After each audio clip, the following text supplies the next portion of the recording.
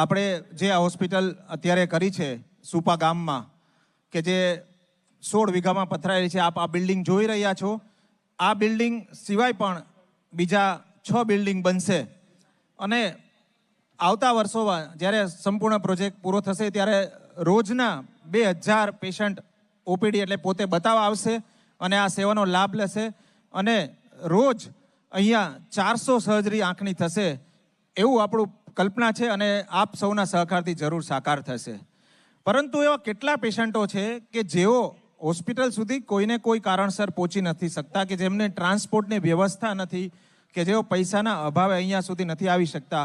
તો એ બધા પેશન્ટોનું શું?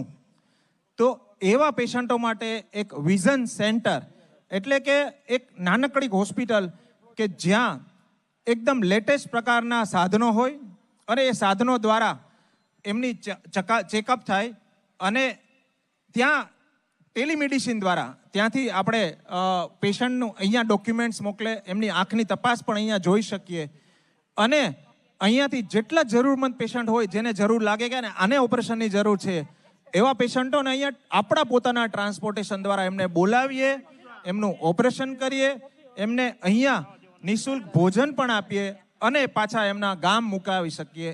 આવું જે વિઝન સેન્ટરની કલ્પના છે કે દરેક 50 કિલોમીટરે આપણે આખા સાઉથ ગુજરાતમાં આવા વિઝન સેન્ટરો સ્થપાશે, જેનું પહેલું શ્રી ગણેશ મરોલી ખાતે SVNM તથા રોટરી ક્લબના સહયોગથી આ વિઝન સેન્ટર ખુલ્યું છે અને એના ઉદ્ઘાટન સમયે સૌથી પ્રથમ તો આ એક તાલીઓ પાડ્યો આ વિઝન સેન્ટરને, કેમ કે આ પહેલું પગથિયું છે. નાનું બાળક છે, એનો જન્મ થયો છે ને આ બાળકને ખૂબ જ મોટું થવાનું છે ને ઘણા લોકોની પાછું ચાલુ થઈ જાય. તો કરી દઈએ એકવાર?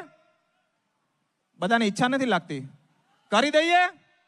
હા, તો બોલો જય શ્રી રામ. હવે બરાબર, હવે લાગે ફટાફટ ભરાશે આપણે.